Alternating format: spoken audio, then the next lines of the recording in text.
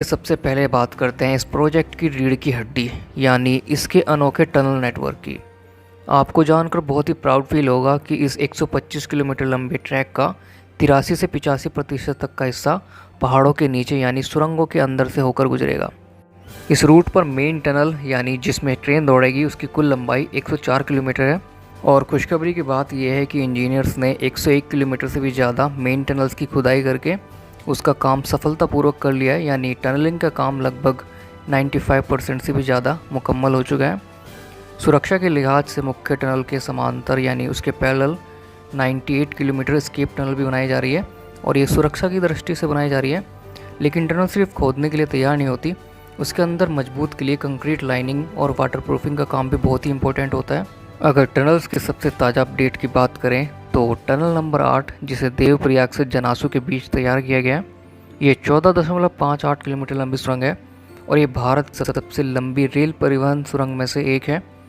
यहाँ tunnel boring machine शक्ति द्वारा खुदाई पूरी करने के बाद यहाँ पर इंजीनियर सब अपर और इनवर्ट कंक्रीट लाइनिंग का काम कर रहे हैं ताकि हिमालय का कमज़ोर पहाड़ धंस न सके। टनल नंबर 13 जिसे रुद्रप्रयाग के नरकोटा से तिलनी के बीच तैयार किया जा रहा है, ये 9.4 किलोमीटर लंबी सुरंग है। इसके पोर्टल 2 यानी तिलनी स्टेशन के यार्ड के पास इसका एंट्री गेट बेहद चौड़ा बनाया गया ताकि टनल के अंदर 3 ट्रैक बिछाए जा सकें। यहाँ 90% से अधिक कंक्रीट लाइनिंग का काम पूरा हो चुका है।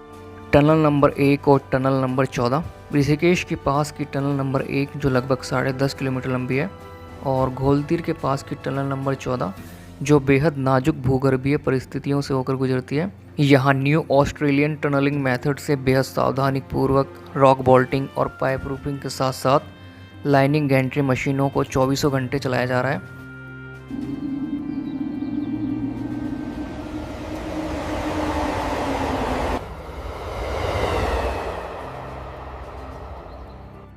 पहाड़ों को चीरकर जब ट्रेन टनल से बाहर निकलेगी तो वो सीधे नदियों और गहरी खाइयों के ऊपर बने विशालकाय पुलों से गुजरेगी। इस पूरे प्रोजेक्ट में कुल 19 बड़े और मेजर ब्रिजेस बनाए जा रहे हैं। ब्रिज स्टेटस और उनकी लोकेशंस की बात करें तो ताज़ा आधिकारिक रिपोर्ट के अनुसार इन 19 बड़े पुलों में से 8 पुल पूरी तरीके से बनकर तैयार हो चुके हैं।